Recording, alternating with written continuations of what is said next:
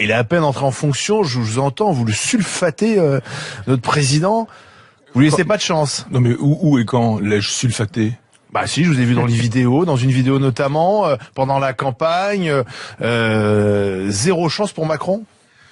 Parce qu'il incarne tout ce que finalement vous redoutez, vous craignez pour le pays.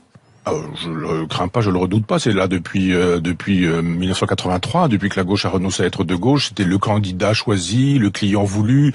Ça n'aurait pas été lui, ça aurait été Fillon. Enfin, moi, j'ai pas voté en disant je vais pas voter quand on sait très bien que la même politique sera reconduite et qu'on nous demande juste de changer le visage de celui qui l'amènerait cette politique.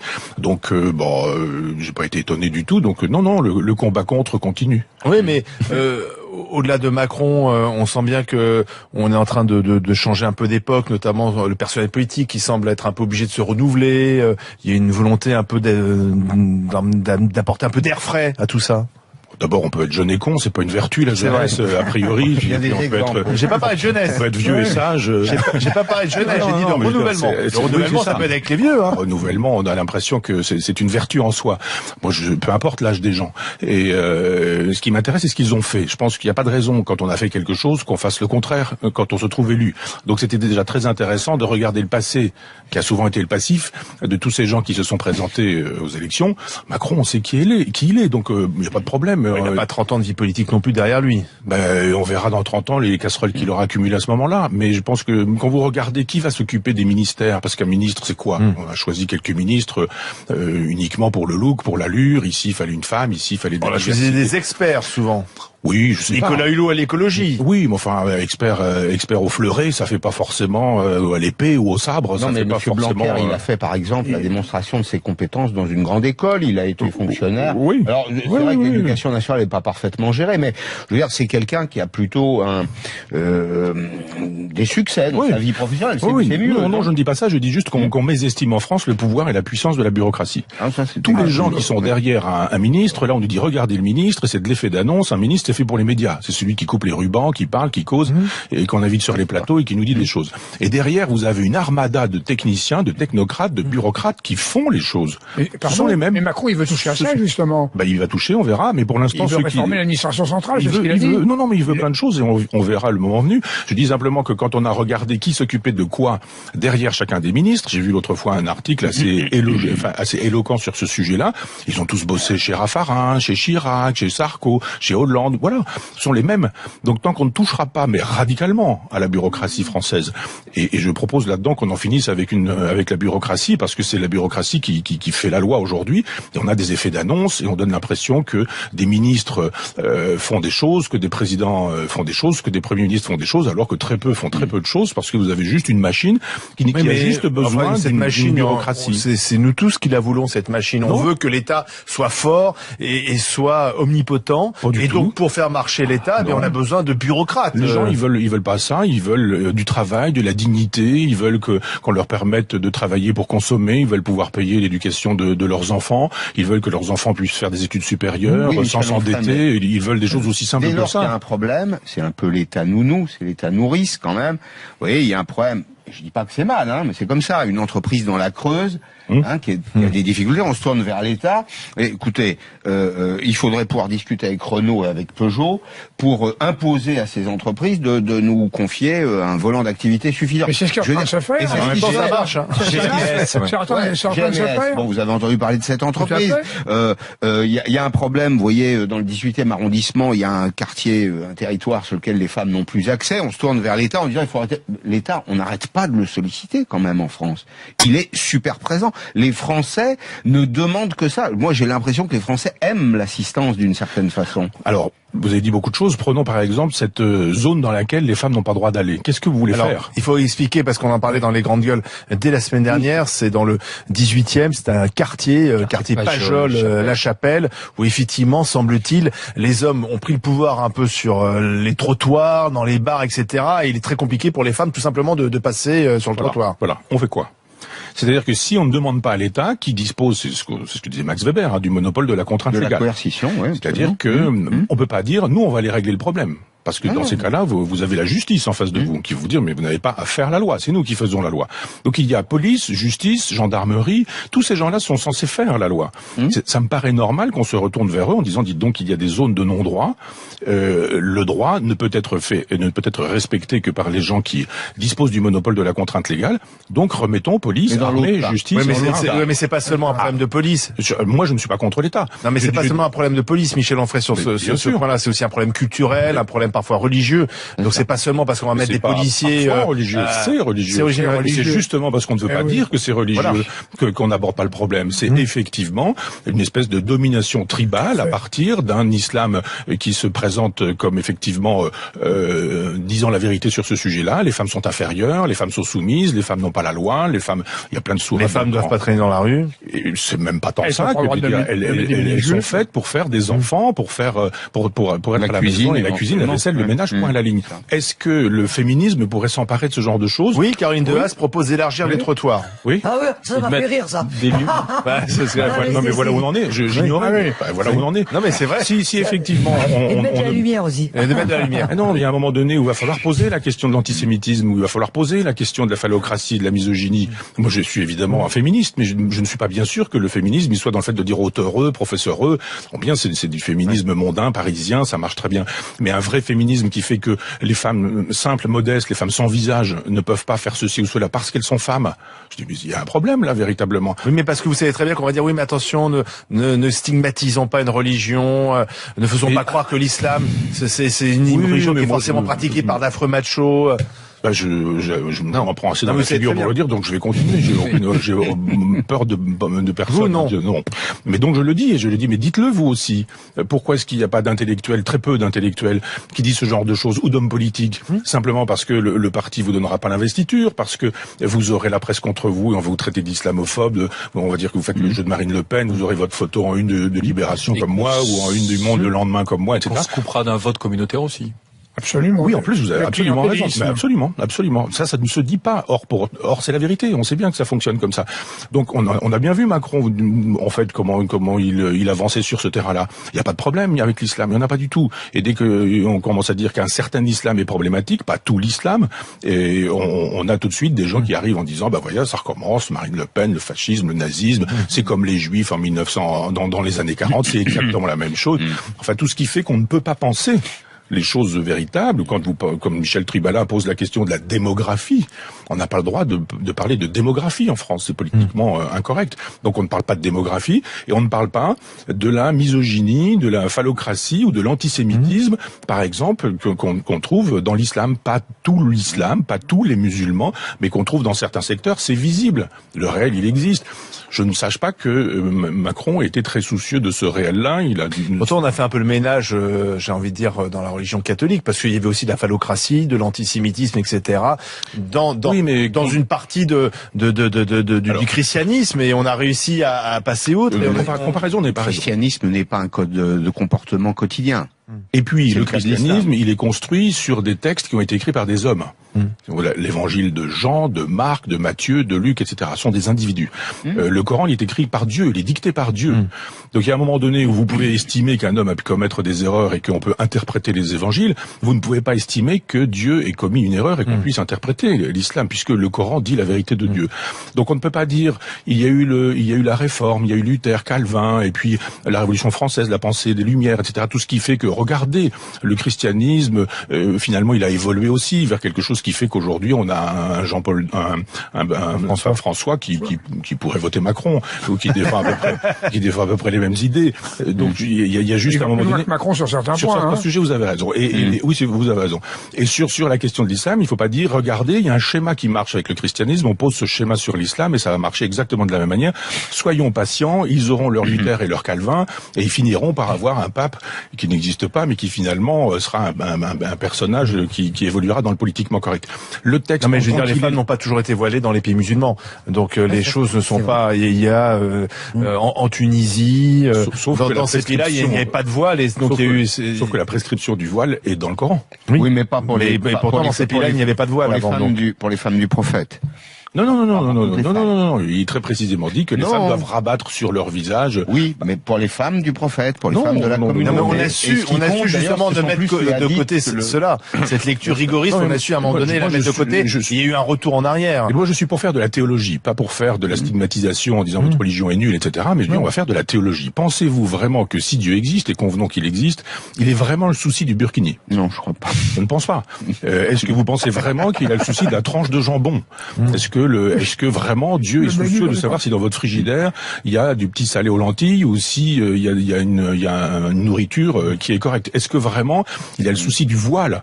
Est-ce qu'on peut être une sale personne avec un voile ou est-ce qu'on peut être un saint sans voile? Donc faisons de la théologie en disant mais attendez, rien n'interdit l'intelligence quand on est croyant. Eh bien faisons fonctionner l'intelligence. Moi, je pense effectivement que plutôt que de mépriser les gens, juste dire que Dieu ne peut pas être soucieux d'affaires de charcuterie et de maillot de bain, parce que franchement, si Dieu sait ça, bah alors on a plutôt envie d'être athée. Historiquement, le porc, ça a été dit 1000 fois, c'est pour des raisons d'hygiène, c'est même pas pour une histoire de religion. Au départ, oui. Je suis pas sûr, enfin c'est ce qu'on dit, mais je pense que le propre de la religion, c'est qu'elle impose un interdit. Plus l'interdit est ridicule, mieux c'est. Quand j'ai fait mon service militaire, quand on me disait quand les balles sifflent, baisser la tête, évidemment, pas besoin de dire un truc comme ça. Ce qu'il faut dire, c'est vous allez sortir de la tranchée, il va y avoir des balles, vous risquez de mourir, mais il faut y aller quand même. Donc le propre de l'interdit, c'est qu'il doit être imbécile, du simple fait qu'il soit un interdit. Donc il y a ça chez les juifs aussi, on nous interdit de manger de l'animal dont le pied est fourchu, ou celui dont l'animal porte son squelette à l'extérieur. On se dit, faut quand même le faire, manger les crevettes, Là encore, est-ce que Dieu est soucieux de la crevette, ou est-ce que Dieu est soucieux des langoustes ou du homard? Donc je pense qu'il y a juste un moment donné où il faut se dire non, il ne faut pas chercher des raisons historiques à des choses hystériques. Il y a juste un moment donné où le propre de la loi, c'est de dire c'est la loi. Et pour que tu saches que c'est la loi, il faudra qu'elle soit bien bête, parce que si la loi est intelligente, il n'y a pas de mérite à y obéir, mais il y a du mérite à obéir à une loi imbécile. Mais Michel Onfray, c'est fini, vous n'êtes plus du tout inscrit sur les listes électorales? J'ai déménagé à une époque. Il aurait fallu que je me réinscrive. Je ne me suis pas réinscrit. Voilà. Mais voter vous importe peu ou plus? Ben, le jour où, quand on votera, on sera écouté et entendu. Moi, j'ai voté en 2005 contre le référendum européen et nous avons été majoritaires.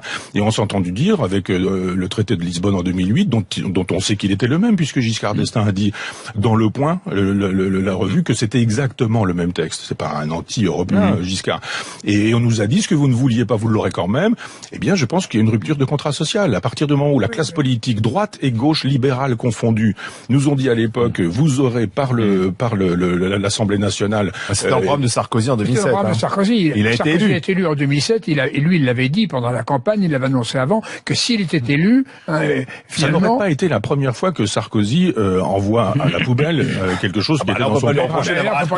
Mais là, pour le coup, Sarkozy n'est pas crédible quand il dit c'était dans mon programme, parce que Sarkozy, il a tout dit et le contraire de tout et le contraire du contraire. Donc ça, c'est pas un argument. Je dis juste que quand on sollicite par référendum la voix du peuple, que le peuple donne son avis et qu'on lui dit va te faire voir avec ton avis. De pas voter, ça veut dire que par exemple, quand il y a un deuxième tour, Macron-Marine Le Pen, finalement, peu importe. Parce que vous avez cru une seule seconde que Marine Le Pen arriverait à la présidence de la République? Non. Oui, mais ceux qui votent blanc pensent que les autres vont voter de façon contre Marine Le Pen, donc votent pour eux. C'est assez lâche comme.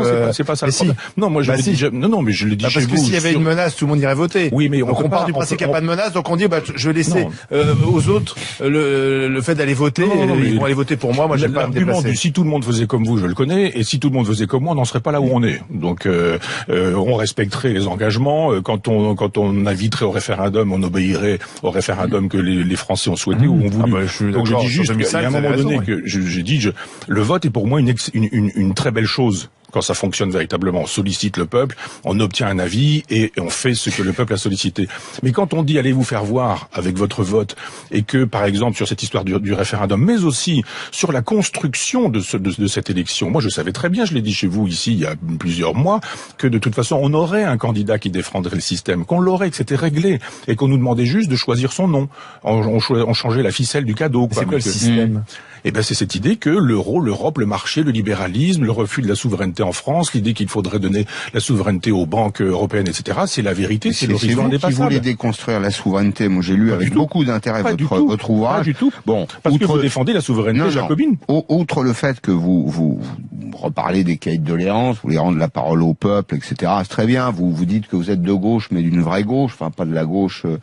La gauche de Proudhon. La gauche, oui, la gauche de Proudhon. Oui. Je vous rappelle simplement que vous parliez de 83, c'est le tournant de la rigueur, effectivement. Oui. Quand Mauroy s'en va en France, Fabius arrive, on continue de payer les conneries qui ont été faites pendant 48 heures. Mais ça, c'est Mauroy qui mène la politique. Il y a assez peu de rigueur. Il y a assez peu de dimension économique dans votre ouvrage. Mais vous êtes partisan de renforcer les échelons locaux. C'est que tous les négateurs de la nation ou de l'État-nation ont toujours voulu ça, renforcer les régions, les communalités, l'intercommunalité, au détriment de l'État, qui est une forme de garantie, quoi. Pas du tout. On sent bien que vous êtes allé à l'école de Robespierre, l'école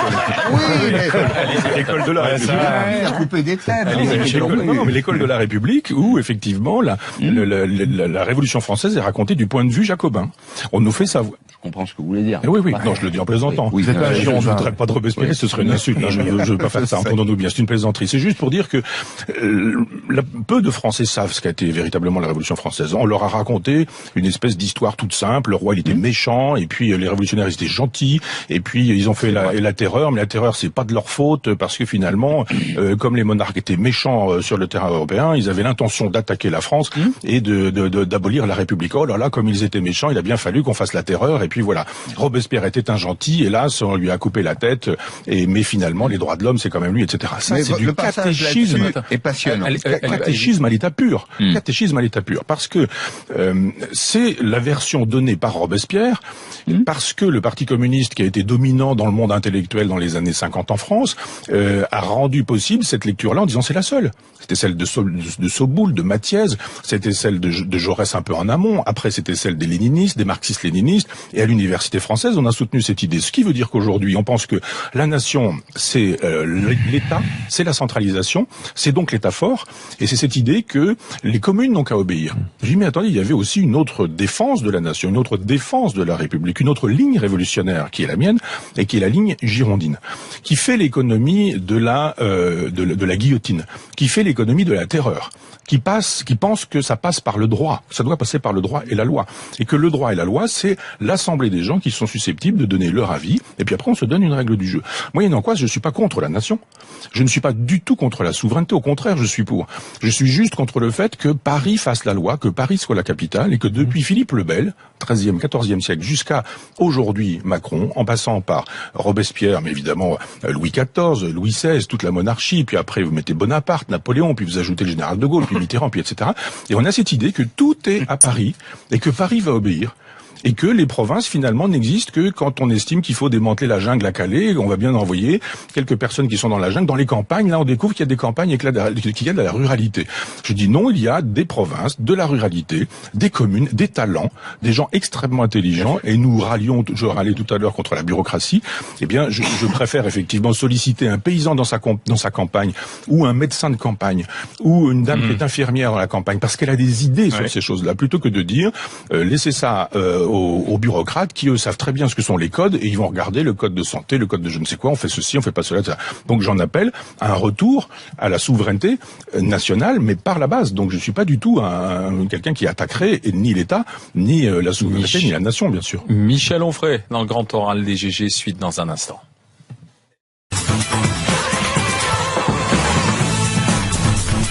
Les GG, les grandes gueules, et dans le Grand Oral, le philosophe Michel Onfray, philosophe essayiste avec nous, Décoloniser les provinces aux éditions de l'Observatoire. Question de Jacques. Oui, vous êtes autogestionnaire, plus personne ne parle de l'autogestion. Et en effet, vous faites référence à l'IP en 1970, et finalement l'argument que vous donnez, finalement les travailleurs produisaient, et puis après vendaient et se payaient. Voilà. Mais oui, mais ça peut pas durer longtemps. Je vais vous prendre un exemple. Lorsque j'ai créé Nouvelle Frontière, j'ai fait dans les années 68 des circuits autogérés en Algérie, dans l'ex-Yougoslavie.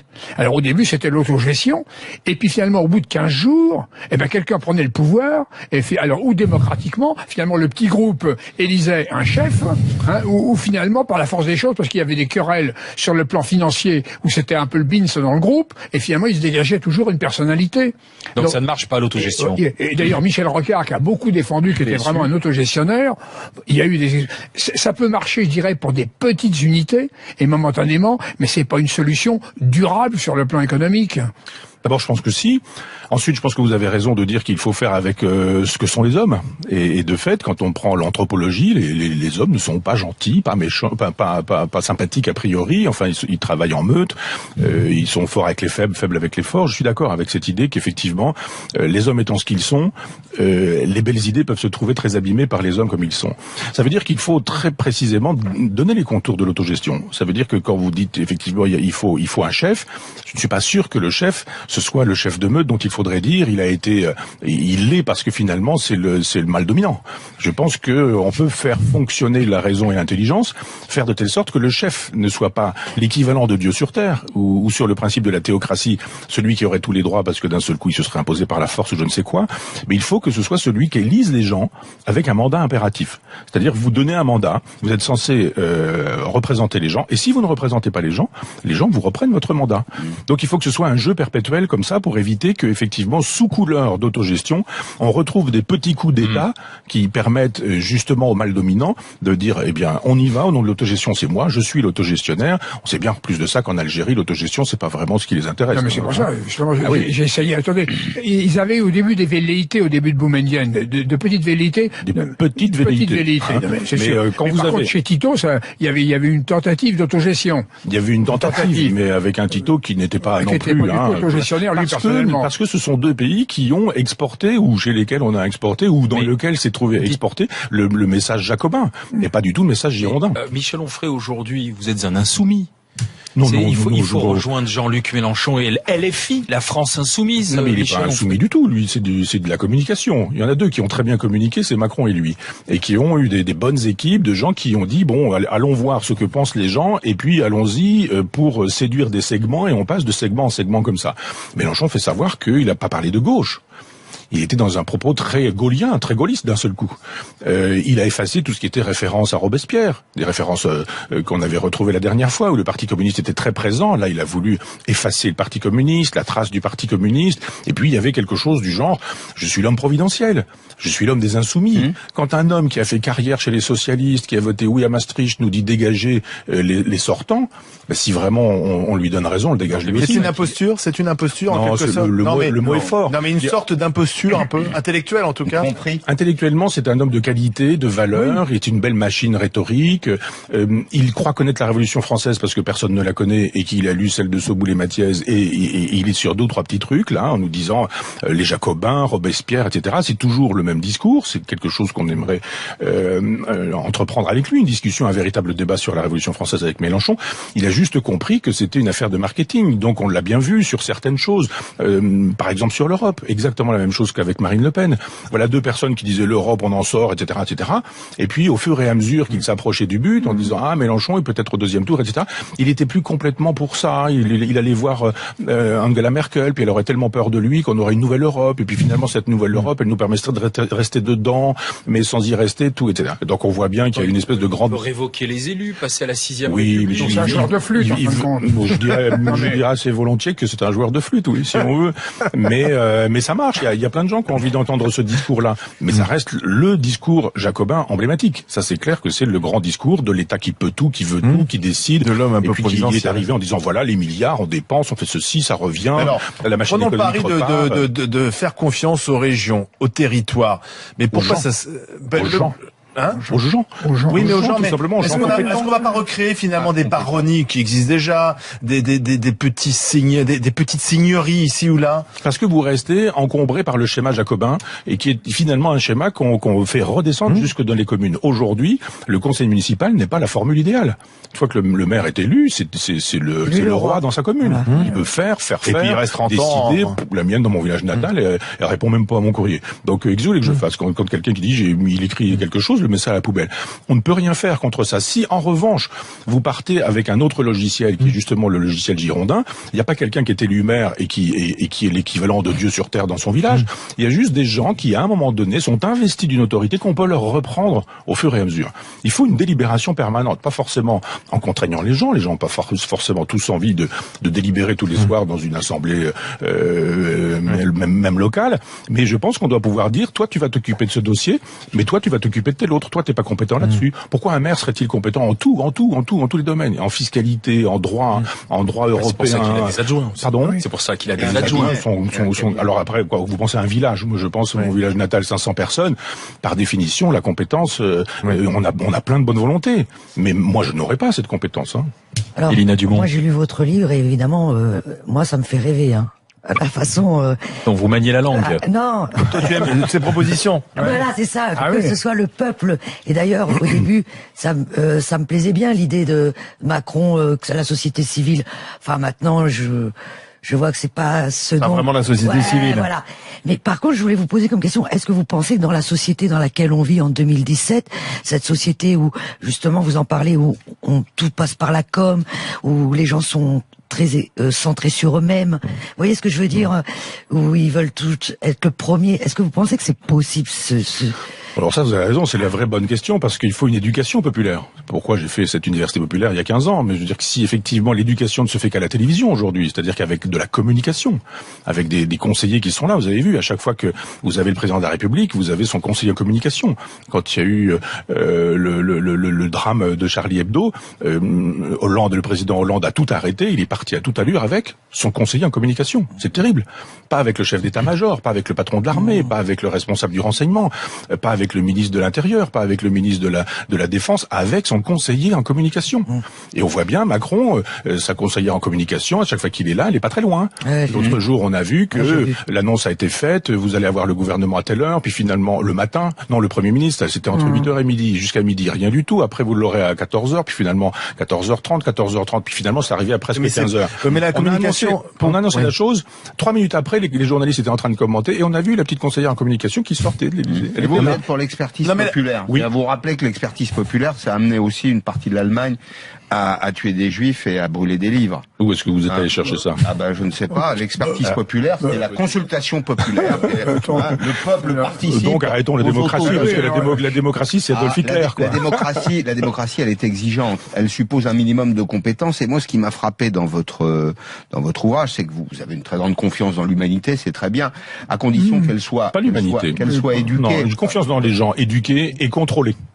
C'est ce pouvoir qui fait c'est mieux. Ah oui, c'est plus. Je suis pas un utopiste. Mais en même temps, vous décrivez les différentes catégories de gauche qui existent. Enfin, on est quand même un des seuls pays dans lequel on a eu à l'élection présidentielle de l'extrême droite à l'extrême gauche un choix quand même très large. Vous cherchez pas un peu le mouton à 5 pattes, vous quand même? Non, parce que cette sensibilité, elle existe vraiment même très en amont de la Révolution française. C'est-à-dire que il y a eu des révoltes populaires, il y a eu des jacqueries, il y a eu une histoire de France dont on ne parle jamais, mais qui a toujours été la révolte du peuple, la révolte des parlements de province, la révolte des parlements contre les rois. Et puis vous continuez, vous avez eu la tradition girondine pendant la Révolution française, vous avez eu la tradition libertaire française au 19e siècle, chez Proudhon. En 2017, vous aviez quand même un grand choix de candidats. Est-ce que vous n'êtes pas pris du syndrome que le mieux est l'ennemi du bien? Non, je voudrais juste que, probablement on sera d'accord là-dessus, je voudrais juste que les gens se prennent en main en disant on ne doit pas tout attendre des autres, du chef, du patron, du parti, de l'État, et de se dire dans mon village, moi je vais faire ça. On se met à 3 ou 4, on rachète un café, on rachète la licence, on va faire un dépôt de pain, on va faire etc. Et on refabrique le fameux lien social, on refait de la politique véritablement. C'est pas le bout du monde, moi j'ai vu... Un petit peu libéral, ça. Dans le meilleur sens du terme, oui, mais je suis pas gêné par ça. Non, mais c'est justement sur ça, très positif. Ce qui me gêne dans le libéralisme, c'est qu'il soit imposé par l'État. Et vous serez d'accord sur cette contradiction qu'il y a. Le libéralisme part du peuple, part de la base, c'est bon. Et moi, je suis pour l'initiative individuelle. Je suis pour le fait que les gens n'aillent pas râler en disant on veut une crèche, mais qu'on dise on la crée. Dans ce village, on va la créer, on va trouver un endroit, on va voir avec le maire, il va prêter un lieu, et puis etc. Et puis faire de telle sorte que vous n'ayez pas un gros code qui vous tombe sur la tête en vous disant vous n'avez pas le droit parce que l'hygiène ceci, l'hygiène cela, si les enfants rentrent, il faut absolument que vous ayez les services vétérinaires etc. Donc on rende possible les initiatives individuelles et qu'on rende aux gens la possibilité de faire à nouveau de la politique, plutôt que de dire laissez faire les compétents. Et les compétences, ce seront votre maire, votre conseiller départemental, votre conseiller régional, votre ministre, votre chef d'État, etc. Pas du tout. Je pense que les vraies compétences sont les gens qui sont sur le terrain et les gens qui travaillent. Et si les médecins disaient allez hop, nous ils le font d'ailleurs. On va créer une maison dans laquelle on va mutualiser, on va coopérer, on va avoir une dame qui va ou un monsieur qui va gérer les appels ou ce genre de choses. Tout ça est faisable sans qu'on ait besoin de l'État. Si le libéralisme c'était effectivement les avantages de la liberté sans les contraintes libérales imposées par l'État, moi je serais libéral. Je dis juste que ce libéralisme qui nous est imposé par l'État de Maastricht ou par l'État français, c'est effectivement pas le libéralisme dans le sens chimiquement pur du terme. Merci Michel Onfray d'être passé par le grand oral des GG, décoloniser les provinces, contribution au présidentiel. Le livre est aux éditions de l'Observatoire. Merci d'être passé par les grandes gueules.